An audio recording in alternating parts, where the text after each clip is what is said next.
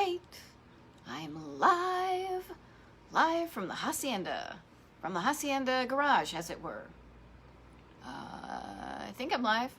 So I'm going to start right away by saying, for anybody who's just tuning in right now, that I've decided to try to not use the Wi-Fi from our house because Retro Road Husband actually has a thing that he's doing, Ola, and so he needs the Wi-Fi, and I don't know if me doing these videos helps or hurts. So I'm just on my cell phone connection. So if things happen to drop out, or heck, maybe they even look better, I don't know.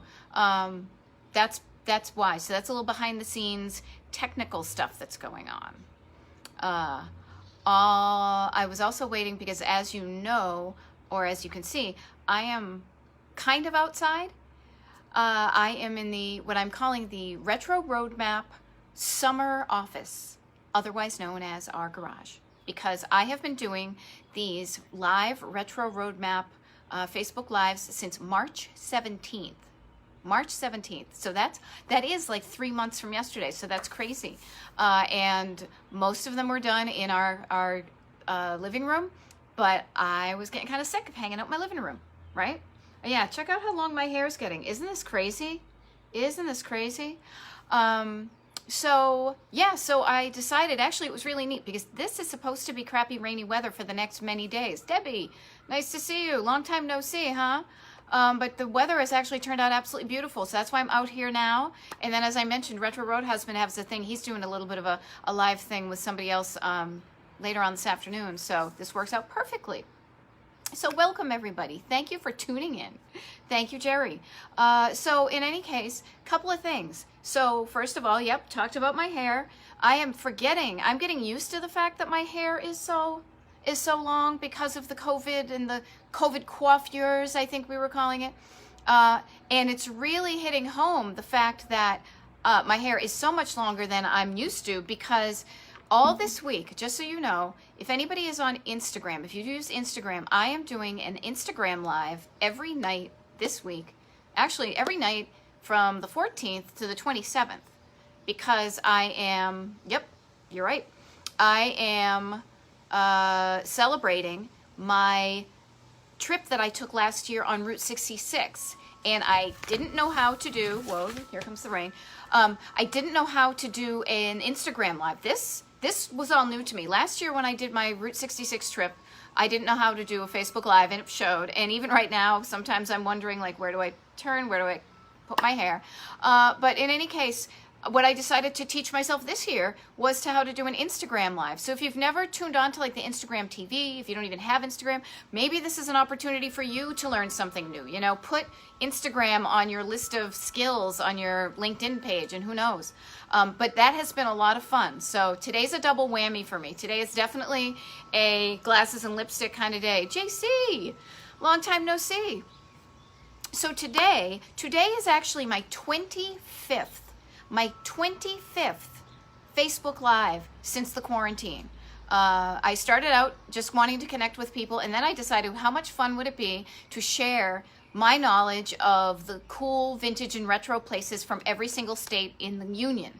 So started out in Maine way back then, working our way across the U.S. I actually printed up a map today, so thank you for the people online who I kind of swiped the map from, because I have been doing so many of these. Let me see if I can do this. That I'm forgetting what states we've covered. So we started over here in Maine, and we chucked along and down and over, and then today I actually already crossed it out. But today we are talking about Wisconsin, and we are outside. So if you hear the wind chimes and the trucks going by, and we have some neighbors who are walking their dogs. You know, everybody's out walking. But anyhow, I'm going to talk about Wisconsin, and I also printed out a map, and I believe it kind of looks like a hand. Wait, wrong hand. What hand is it?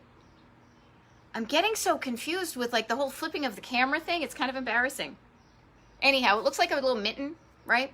So I am so excited. I said to Retro Road Husband today when I was doing my research for this, I said, you know, the thing I love about doing the the Facebook lives and the Instagram lives is because when you guys show up, it gives me, first of all, a reason to get out of my pajamas and get showered, but also it gives me an opportunity to do the research, which I love. I love discovering the cool vintage places, and then I love sharing them. And like, this is neat for me because when I do the Route 66 ones, and the reason I'm pointing over here is because this is our vintage camper right here, and I do the ones from for the Route 66 in the camper. Here I'm doing these ones, so it's a little bit, but that I'm kind of reliving things I've done. But these ones remind me of places that maybe I've been in the States, but even more so, some of the neat places that I'm so excited to go to. And I have one word for you, and Milwaukee or Milwaukee is the ones I like. Yes, Sean Mencher, don't you love my earrings, the Maud Betty? By stringing along with me, shameless plug. Sean's dear Bettina creates these and other earrings. Again, this is not a commercial break, but I love them so because they are made out of recycled guitar strings. Sean is a guitarist. Cliff Hillis, my husband, is a guitarist.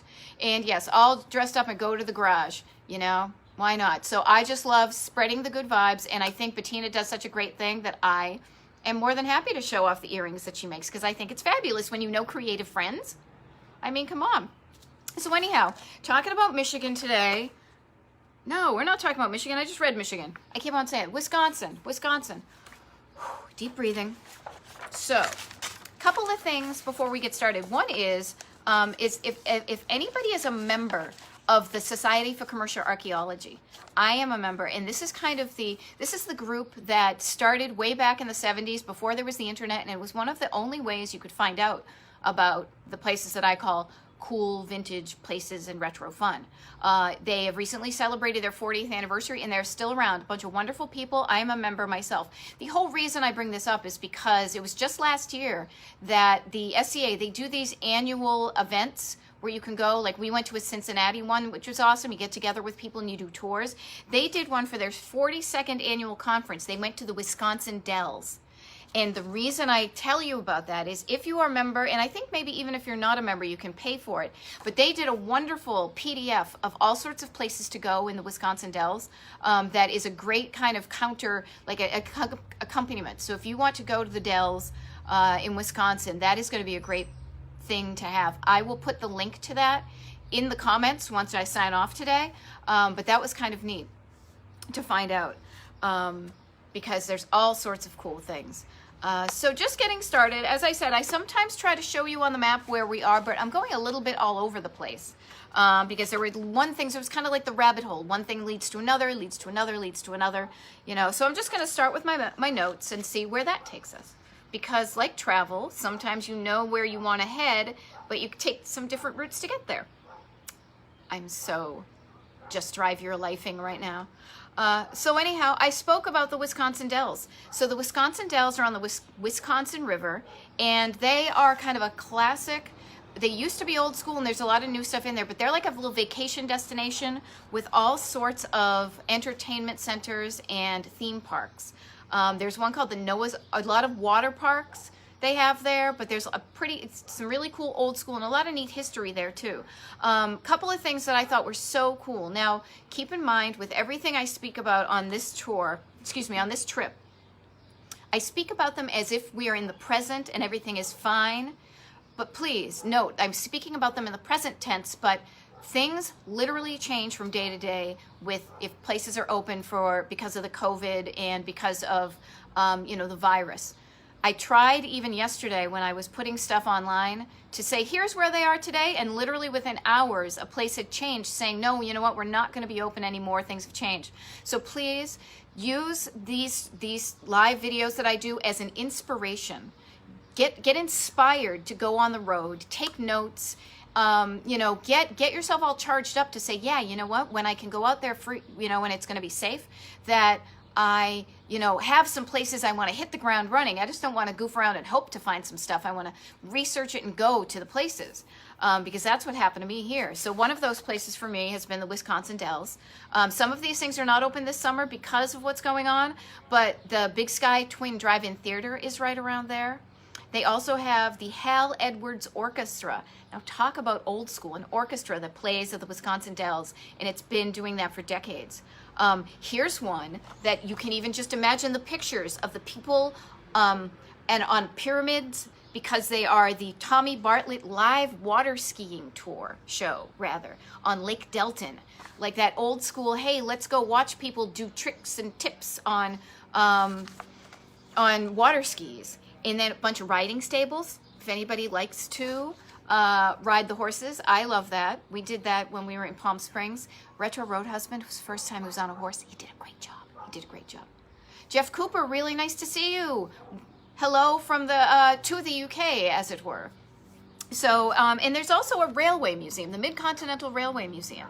I mentioned there were a few railway museums dot the map, and this is one of them. So that's the Wisconsin Dells. That's kind of a fun place to go and see all the, I'm sure there's wonderful tacky things to eat, and oh my gosh, Wisconsin, a lot of really good stuff to eat. I can't wait to get to those. But that's the Wisconsin Dells. So put that on your little map. Here's a cute thing too. Oshkosh, bagosh. Oshkosh, Wisconsin. Artie and Ed's Drive-In.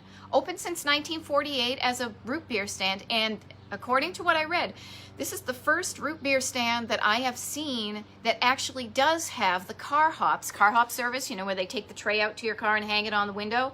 Car hops wearing roller skates. That iconic 1950s American Graffiti type thing. This is the first place I've seen that actually does that. I haven't been there personally. My research indicates that, but how cool is that?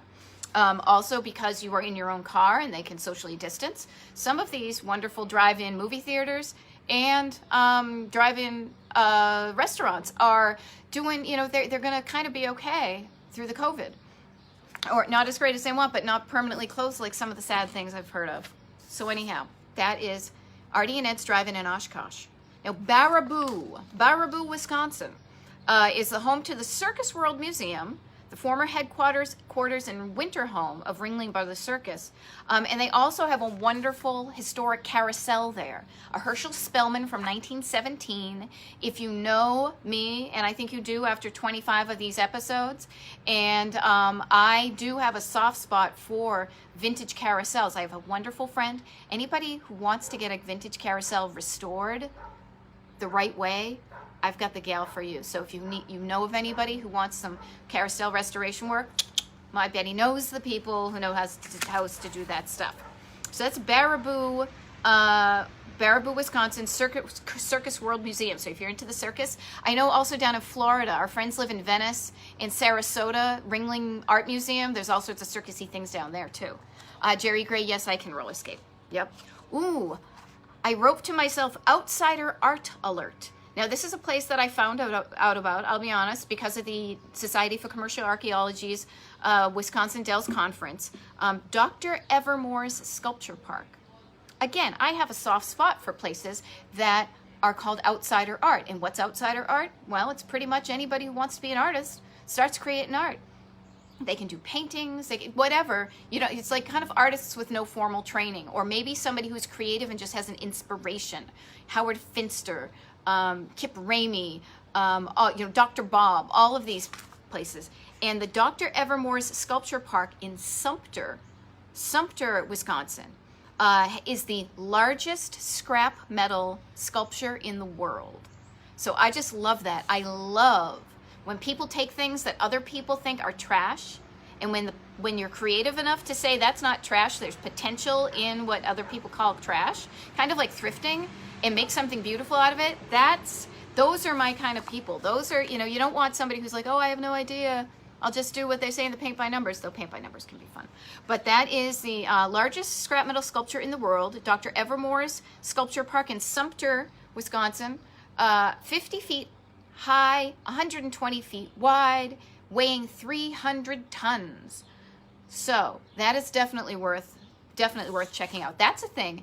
I think I love organizing stuff too. So bear with me, because one of the things I love to do is find, collections of things. Like, for example, I just see Magdalena O'Connell just tuned on. Now, she doesn't know I'm going to talk about her, but I think of her and I think of like surf music and tiki music because she's part of High Tide Recordings.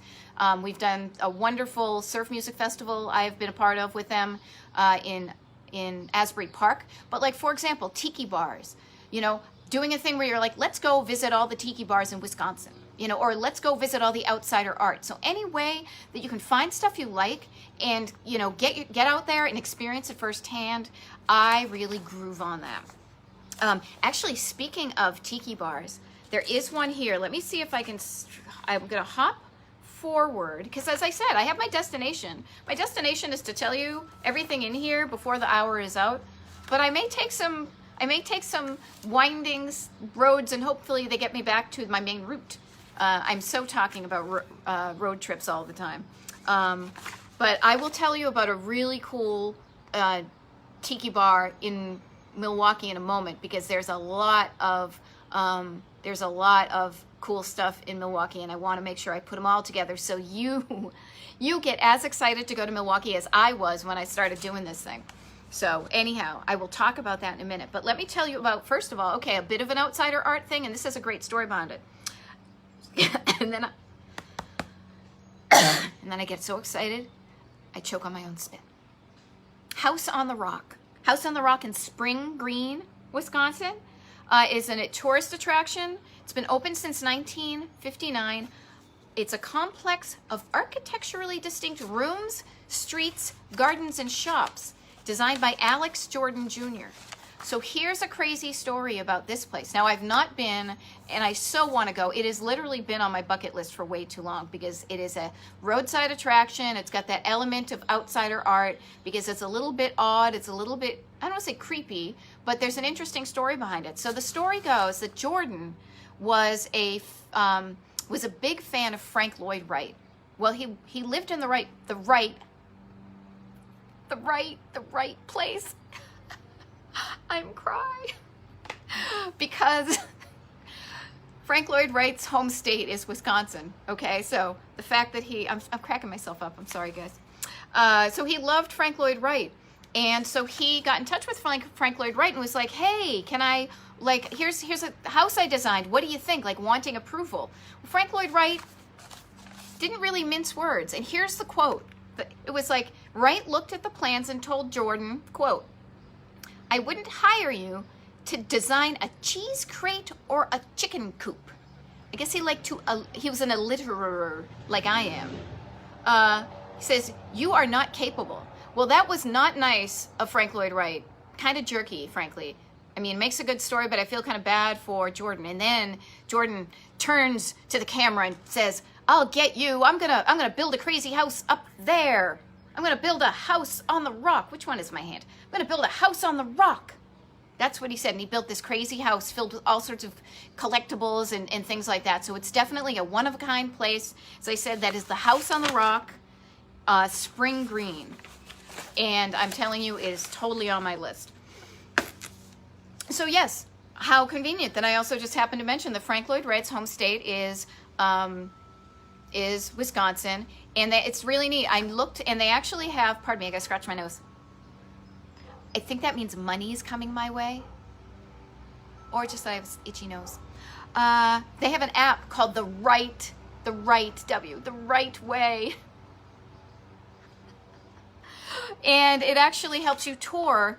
It's like the Frank Lloyd Wright Trail, and you can go on an architecture tour of 9 buildings spanning 9 counties of Wright's home state. Very cool, very interesting, because to me, clever Jerry, good one.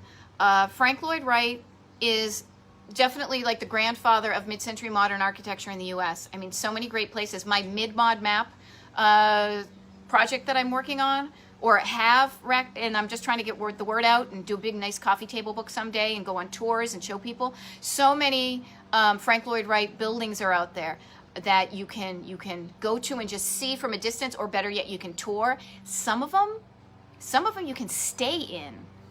which is a really neat thing to be able to do that. There's actually a place, now it wasn't designed by Frank Lloyd Wright, but it's called the Usonian Inn. Now Usonian is kind of this USA, it's Frank Lloyd Wright's kind of everyman, you know, way that he designed. He wanted to design these really simple, easy kind of houses for people to live in. And Usonian is kind of his term to it.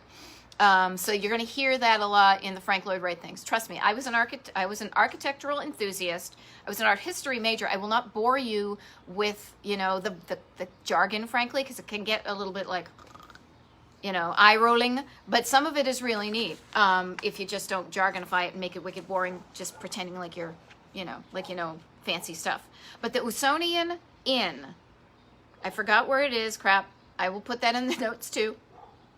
It was originally named the Rest Haven Motel, opened up in 1948, opened for business in 52, and it is an old school motel that they have redone in kind of an homage to Frank Lloyd Wright. So very simple, very elegant, very clean lines. You know, like I'm looking behind me at my bowling lockers right there, whatever my hand is, and kind of just very architectural stuff like that. So you can actually stay in a Usonian, the one and only Usonian motel in the world. So it's an old school motel done over kind of in a 21st century style, or, you know, Frank Lloyd Wright style with the amenities of the 20 and 21st style. So that is Usonian Inn. Here is a neat thing. So now we're going to get into food, restaurants, things to eat, because I love that stuff. I mean, I love architecture, but you can't eat architecture, but you can look at it and it can help you enjoy your stuff. There's a restaurant. There are things in there are restaurants in Wisconsin that are known as supper clubs. And I am just smitten with this idea. Remember Upthread, I mentioned about finding something that you kind of groove on, you know, like Sean Mencher, I bet you would want to go to see like where all the rockabilly bands had been, you know, or like, you know, supper clubs. What's a supper club? There's a bunch of them. There's a guy who wrote a book about supper clubs. Let's go see how many supper clubs that we can visit in Wisconsin. Now that might be hard on your belly and your wallet and your liver, but you would have a lot of fun doing it. So there's one place that kind of piqued my interest, and then I found a whole bunch of them. The Hobnob Restaurant. It's on Lake Michigan, steaks, seafoods, and a long wine list since 1954. Hobnob. I mean, just that name. You know, like if we were in a room together, we'd all be kind of hobnobbing, you know, chatting and getting to know each other. So finding those things that you groove on, and then you get a little bit deeper in. And maybe this is why I love to do the research so much, because it's just you're discovering interesting things. So they have these things called supper clubs. Let's see, whatever. And then you learn that there is a classic cocktail that is known as kind of the standard at supper clubs, and it's pretty much the official cocktail of Wisconsin. And that is the old-fashioned. But not the old-fashioned that you think. No, no, no. It's not the one with whiskey. It is the brandy old-fashioned. So instead of whiskey, they use brandy.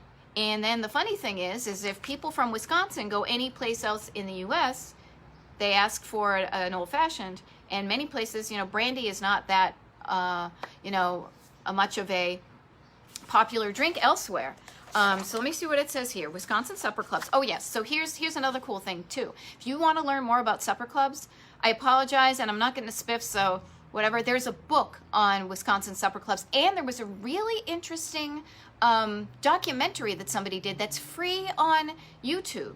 It's called, big surprise, Wisconsin supper clubs, an old-fashioned experience. So Google Wisconsin supper clubs on the YouTube. As she says like an old lady, the YouTube. While you're there, do me a favor. Please just subscribe to the Retro Roadmap page. I need some more followers there. That would be awesome. But then it's a really fascinating history of these classic restaurants that people go to with the old school charm, like steakhouses and things. There's one called the Wonder Bar in Madison. There's another place called the 5 O'Clock in Milwaukee. And they're kind of those throwback places that, like, I pretty much know my dad would have grooved on, because it's a lot of, like, you know, fried fish, steaks and whatnot. Very cool. Oh, Craig, a Hobnob Drive-In in Hummelstown. Interesting. I don't know if that's there anymore, but I just love that word hobnob. Just love it. So now that we're talking about food, restaurants, and we're talking about drinks. Now, there are a bunch of beers that are actually from Milwaukee originally. Miller, Pabst, and Schlitz. Also, Leinenkugel originally came from there. But here's an interesting thing I found out during my research as well. So I don't know, I'll be honest, I haven't had this beverage, but I saw billboards. I have a picture in my head of me driving on the Jersey Turnpike and seeing a giant billboard for this stuff called rum chata. And it is kind of an alcoholic kind of creamy drink, maybe like a Bailey's Irish cream-ish type of thing, or like more like horchata. So horchata is like a Mexican thing with like milk and cinnamon and things like that. And I thought that this rum chata was from someplace exotic, you know, like Cuba or, you know, someplace. I don't even know why I'm putting on an accent, but it just seemed more exotic to do so. But it's actually from a place called Pewaukee, P-E-W-A-U-K-E-E. So I just thought that was very interesting. So if you see the stuff, rum chata, rum chata, rum chata, rum chata. Yeah, focus. Hillis, Beth, Lennon, whoever am I? But it's from Wisconsin. So know that when you go to the liquor store. So one of the reasons that this beverage makes sense that it's from Wisconsin is because Wisconsin is known as America's dairy land. A lot of dairy, people, a lot of dairy. So bring your Tums. Actually, it's funny. Last night when I was doing, and again, I'm referring to the Retro Road Camper over here, because when I was doing my Route 66 Instagram Live, I was doing it talking about the day that I spent in St. Louis. And I did not realize this until I was leaving St. Louis, but that is, leaving St. Louis? Is that a thing? That is where Tums actually were created. So get some Tums, get some Pepto, get some Lactaid or whatever generic equivalent, but get your innards ready if you're a little bit, of a delicate stomach, as we say, because there's so much good, like, milk-based, dairy-based food in Wisconsin. Of course, they've got bratwursts and sausages. We've got that. And because we talked about beer, they've got beer-battered fish, things like that. Friday night fish fries are a thing. So you can go, when you're in Wisconsin, go to a Friday night fish fry. But we're going to talk about dairy. So how about something like cheese? Lots of cheese. Little triangular cheese head hats that they wear. How about cheese curds? So cheese curds are, what's her name? Little Miss Muffet sat on a tuffet eating her curds and whey. So curds and whey, I don't know why she would be eating that, because maybe it tasted good, but it's like curds are like when the cheese forms, when you mix up the milk and the cream, and then the whey is like the kind of the soupy leftover stuff. But you take those cheese curds and then you deep fry them. It's like the best thing in the world. Salty, crunchy, stretchy cheese curds, like a little bit, oh, so good. So Wisconsin is famous for those. Sometimes now you can get them on like bar menus. I know here in town a place has them, but I just love cheese. Really, I do. Yeah, so that's cheese. Frozen custard is also a thing. Frozen custard. I have a really cool place to mention when we get to Milwaukee, as we like to say. So I'll tell you about that in a minute. And they say that the iconic Wisconsin dessert is the cream puff. So I think that's cool because I love cream puffs. It's like that little kind of thing, baked thing, and you have ice cream or whipped cream in it, filled with whipped cream, chocolate, really good. Here's a crazy thing though. This is a dessert. Now I'm a dessert fiend. I love sweets, and there is something called the fudge bottom pie. Now, you had me at pie. Fudge, yep. So this is something that was invented in Madison, Wisconsin. And according to the interweb, an African-American chef named Carson Gully created this at the University of Wisconsin. He worked there from the 1920s to the 50s. And actually, as I started, again, delving in, because I was like, oh, that's interesting. Then there's a cool rabbit hole. How he used to... He did all sorts of wonderful things about cooking and stuff like that. And one of the things he created was this fudge bottom pie. Now it's an icebox pie, so it's one of those ones where you make it and you let it set, and it's a cold pie. But check this out. It's like kind of a graham cracker crust, right? Graham cracker crust. Fudge on top of the graham crackers, some vanilla custard, and then whipped cream on top. Doesn't that sound delicious? That sounds delicious to me. So, anytime you go to Wisconsin, you can have your choice of, pardon me, I'm getting some messages here. Gotta flip them out of my way. Cream puffs or fudge bottom pie. But actually, the official state pastry is known as the Kringle. So Kris Kringle, it's a, imported kind of dessert, kind of circular with stuff in it, really good. I know, so you can have that too. Here's another thing. So here's an interesting combo. So hamburgers, we all eat hamburgers on the road. Many of us do. This place, there's Seymour, Wisconsin, claims to be the birthplace of the modern hamburger, yet I'm sure there would be like Rock'em Sock'em Robots as far as like who invented the hamburger, because who was it? There's that place in Connecticut. Lewis Lunch says they invented it. Somebody else says they invented it. So they can go to town about that. Maybe it was just an idea that came down from the universe and said, everybody, start creating hamburgers now. However, the one kind of burger that you would probably only get in Wisconsin, Dairyland, is a butter burger. So a butter burger is actually, you guessed it, it's a burger. And then they put a plop of butter on the inside of the burger, and then they cover it, mix it up a little bit, and then they fry it. So in the middle of your burger is like melted butter. Now, that sounds really good to me. It does. It does. And there's a place called, where are we here? Oh, so regular burgers. Oh my gosh, I'm sorry, you guys. I got all these messages. Okay. Mental note. I'm going to just hide all my messages when I'm online. Pete's Hamburger Stand in Prairie du Chien, Wisconsin. Storied seasonal counter service stand since 1908, serving burgers. Tiny, tiny place. You can't even go in. It's a little smidge of a place, and they have the grill right there in the window. You can see them flipping your burgers, and you can get them and you can take them. But I was talking about the butter burger. So Milwaukee, Solly's Grill, not Sully, but Solly. Okay, so this place not only seems to be the classic place, according to roadfood.com, Jane and Michael Stern, great book series, wonderful people, who do a lot of the things, who kind of have been a crazy inspiration to Maud Betty around the, getting inspired to share the cool places that are around. They're the ones who recommend Solly's Grill, and I recommend it too. Even though I've never been there, not only do they serve, it looks like a kick-ass, oops, was I supposed to say that? A kickin' butter burger, but also it looks freaking adorable on the inside. Crap, was I supposed to say freaking? Oh, listen to me. Oh, I'm just working blue here, people. But anyhow, on the inside, they've got Knotty Pine, Knotty, Knotty, Knotty Pine paneling, horseshoe-shaped counters that you can sit on, Formica. So all of that kind of old school charm that I love so much, that I love, and I know that you guys do too, because you can get food anywhere, but when you have classic food in a classic setting, it just adds to the memories of that.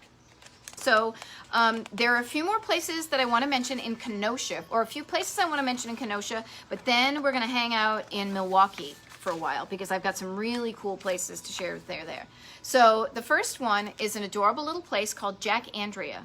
Now this is another place that has been around for over 100 years.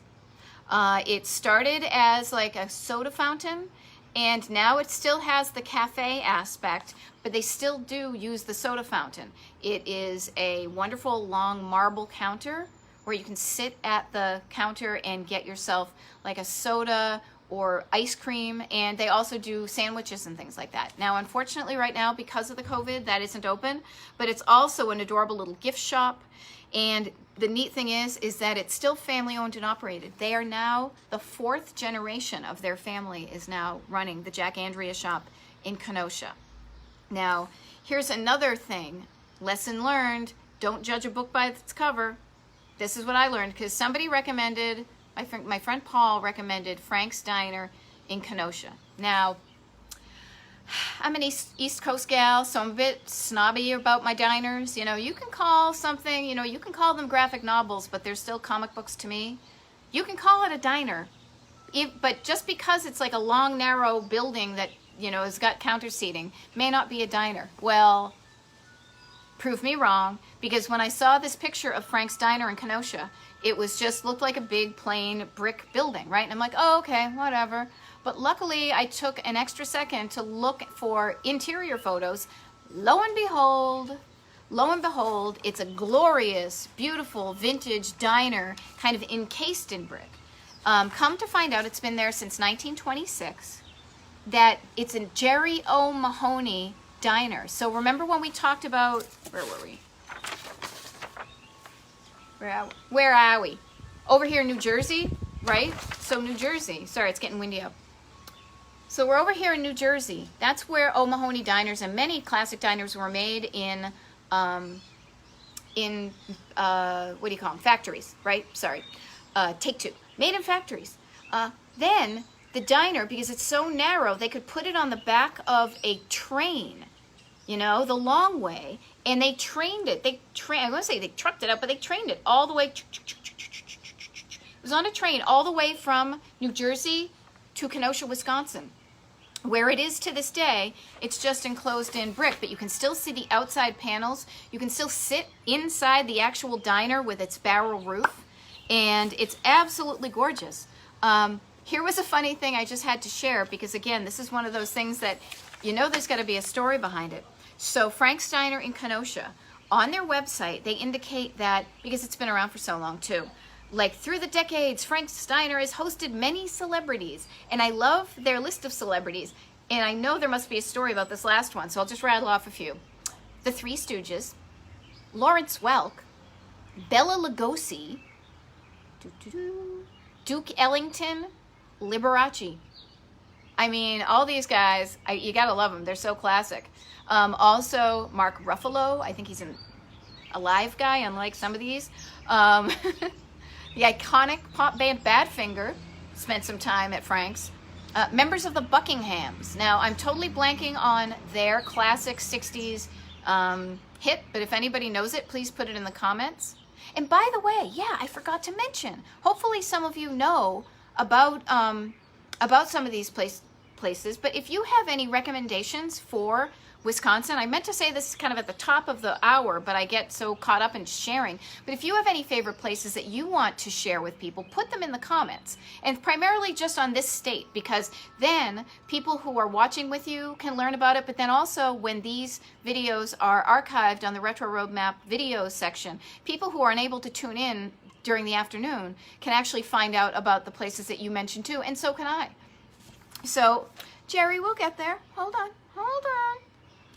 So anyhow, that's Frank's Diner in Kenosha. So speaking of 60s music, Jay and the Young Americans were there. And then also, and I'm quoting this, they had a guest who was, quote, a rude member of the Monkees whose last name rhymes with dork.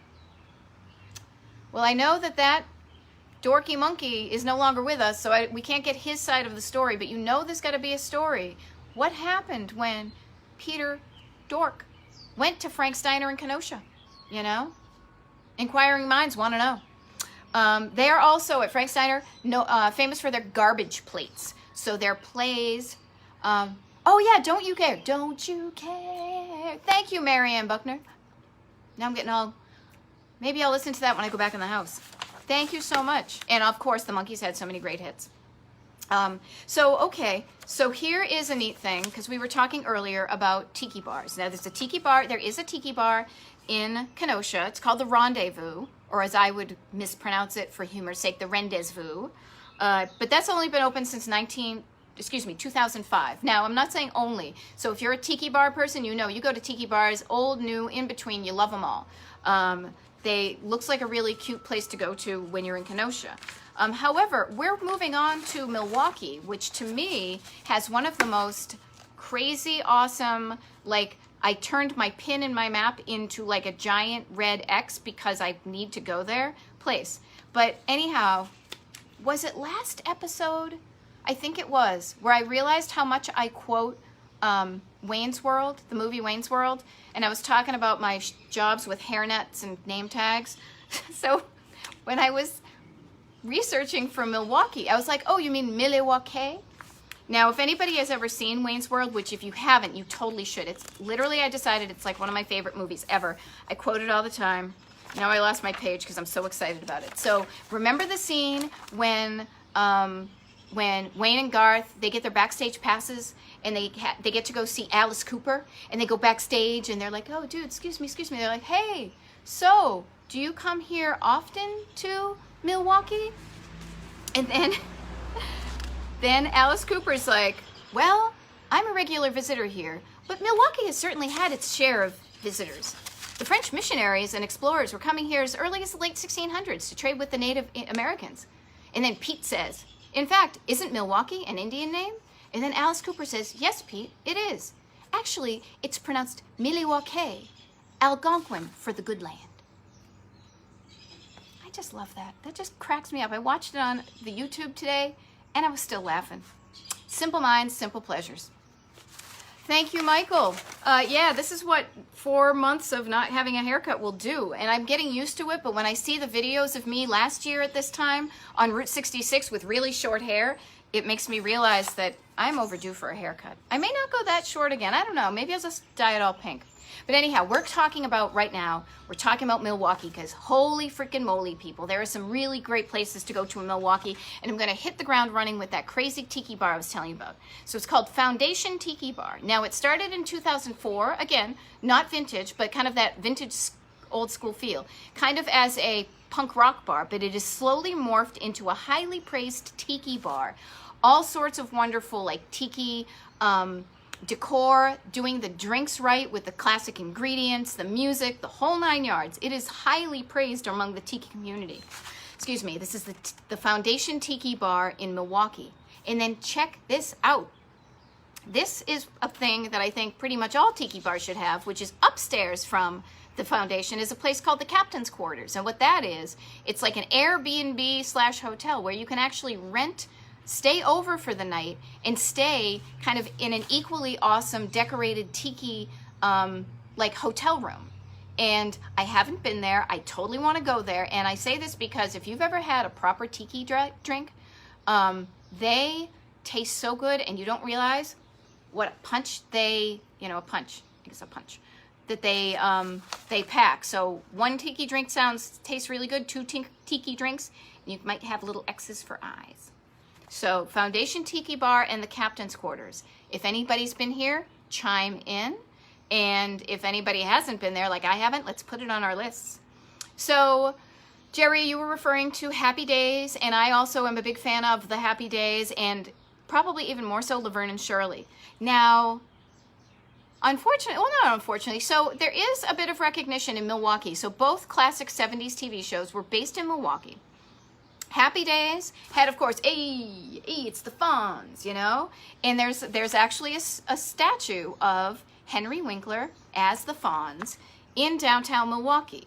And I love this because they call it the Bronze Fonz. So clever. So clever, the Bronze Fonz. Now, there aren't a lot of... There isn't a lot of memorabilia for the Laverne and Shirley show, which irks me to no end, because that, I think, was an even funnier show than it was a spin-off of Happy Days. But I love Laverne and Shirley, so much so, and I am not going to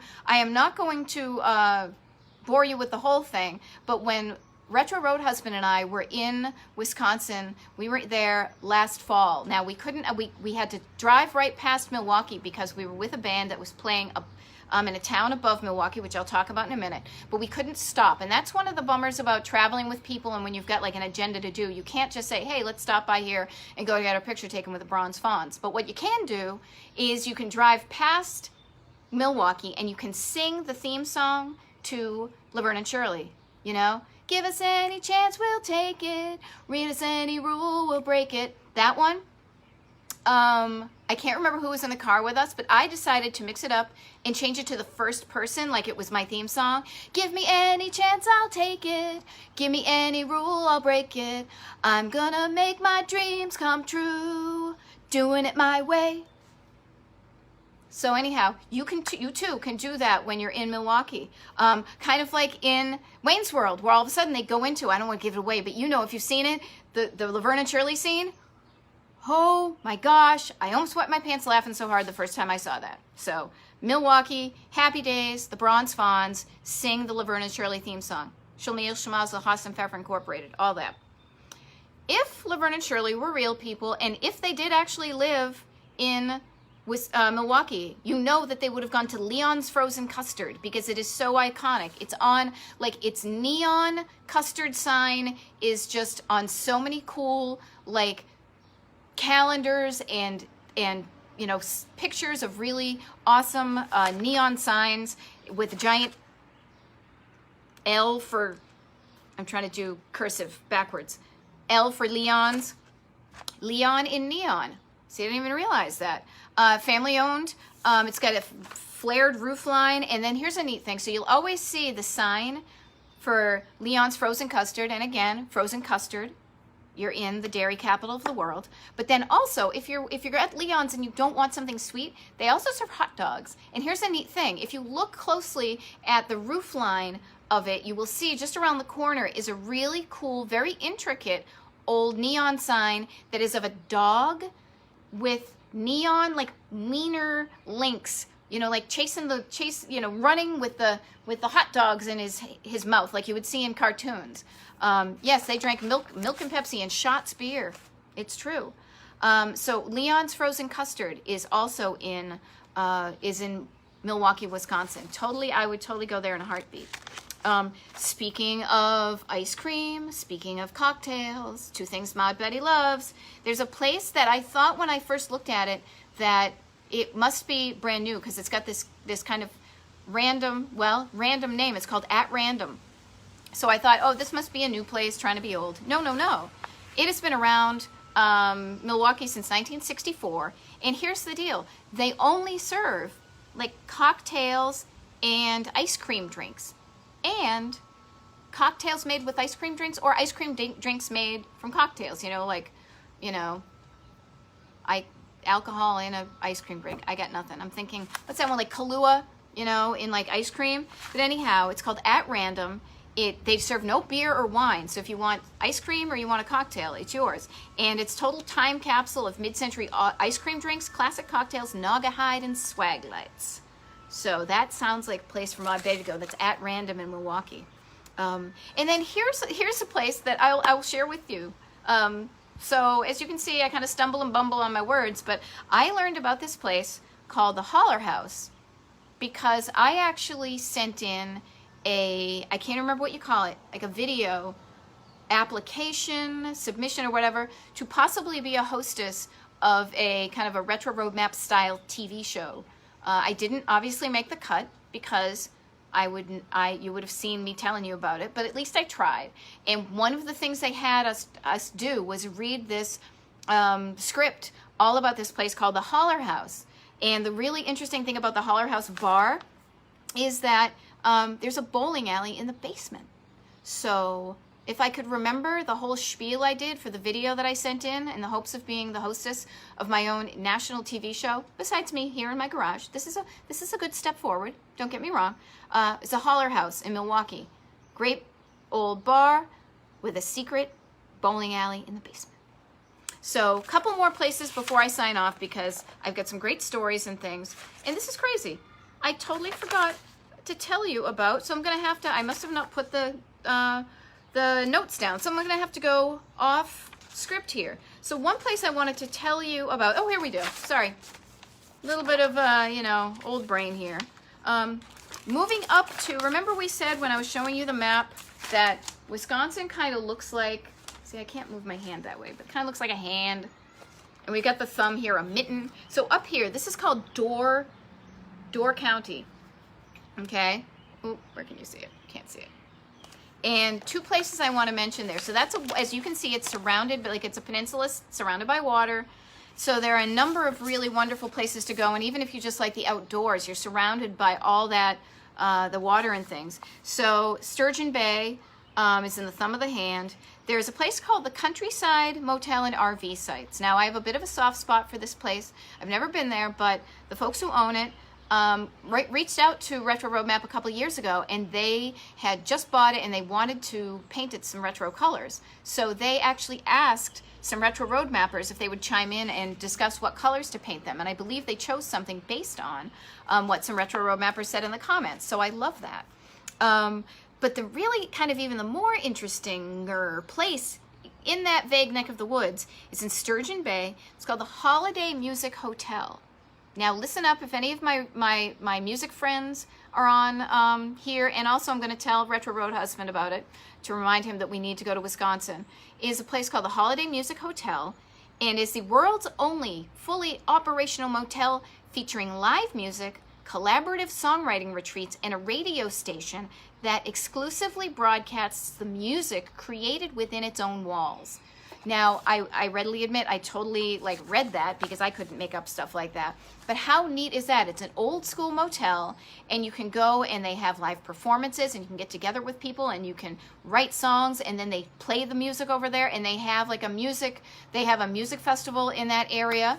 And so yeah, Jeff Cooper, come on over. Speaking of Jeff Cooper, I know Jeff Cooper, he's from the UK, and I know him because of our mutual love of the band The Orchestra, featuring former members of ELO, the Electric Light Orchestra. And here's a neat story. I'm glad that you chimed in because I want to talk about Manitowoc, Wisconsin. So Manitowoc is a place that I went to last fall to see. That's where we were driving to when I sang the Laverne and Shirley theme song in the single person. I sang the whole damn song, you know. There was no stopping me, I'm gonna do it. But we were going up to the Capitol Civic Center. And that was because Retro Road Husband is part of this band. He was playing with them, so we go up there. And then here's a really neat thing.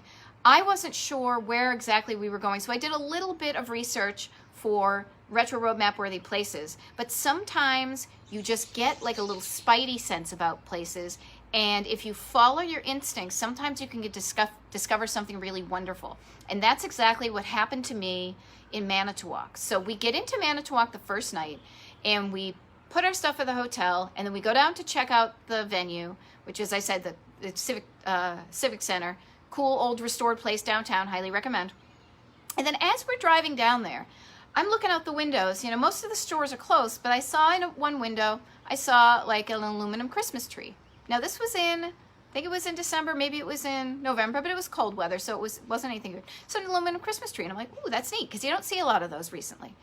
Then we're someplace else, I see another aluminum Christmas tree. And I'm like, oh, wow, that's kind of cool. Then I saw another aluminum Christmas tree. And I'm like, okay, wait a minute. Spidey sense, all agog. So the next day, so I kept that in mind, right? The next day, we are in the venue for sound check. And I'm going to go look around town and stuff. And so I thought, well, you know what? The only way to find out something is to admit you don't know it and ask somebody if they can help you with an answer. So I turned to one of the gentlemen, boy really, in the backstage, and I said, hey, I know this is an odd question, but I've noticed a lot of aluminum Christmas trees here. Do you know what that's all about? Well, he lit up like a Christmas tree and was like, oh my gosh, yes. Did you know that the Evergleam Christmas tree was invented here in Manitowoc, and they used to build them here in the factory, which is no longer open. But every year for the past couple of years, they've done this thing called Evergleams on 8th. And all sorts of people who own these trees and businesses put them in the windows of the businesses. So if you are a lover of retro holiday kitsch, you know, not like a somber, formal Christmas tree, but a Christmas tree made out of aluminum, kind of like, is this aluminum?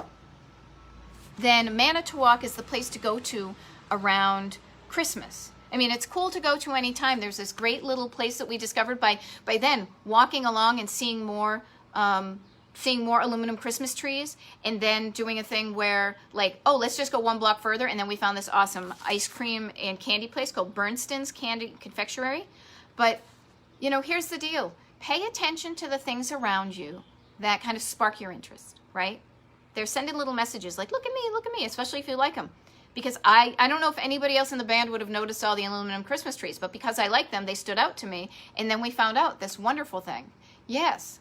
So pay attention when you're traveling, or literally even just in real life when you're not traveling. Pay attention to the things that you get excited about, that are important to you, and then follow your gut. Find out more about them, and make a point to add more of the things that you like in your life, because life is short. So speaking of that, I'm going to leave with a couple of mid-mod map notes, because there are a bunch of things. So we talked earlier about Frank Lloyd Wright, and there are a hell of a bunch of, I probably shouldn't have said that. Heck, there are a whole bunch of Frank Lloyd Wright places to go to, and throughout the countries, or throughout Wisconsin. See, I got myself all confused because I said HE double toothpicks, and then I'm thinking I shouldn't have said that, even though it's just us. So sorry, dropped a H-bomb. An H-bomb? Ooh, that'd be like the hydrogen bomb. But anyhow, mid-mod map. So mid-mod map is one of my other projects, which is definitely more mid-century modern. Still very interesting if you're into design, and it's not just, boring office buildings that you're like, oh, look, there's a boring office building I'm going to take a picture of. Every place on my mid-mod map are places that you can go and you can actually take tours and you can explore and take tours. So like, normally I wouldn't send you to the Johnson Wax Factory, where they make Johnson Wax. But Johnson Wax, actually, SC Johnson & Son is the company that makes those things, and they actually have a wonderful collection of mid-century modern architecture that you can actually take tours of. Like, it's so cool. They have made tours of them. There's actually one thing in particular called the Golden Rondell Theater. It's a historic theater on their complex, and it was originally part of the 1964 World's Fair before they moved it to Racine.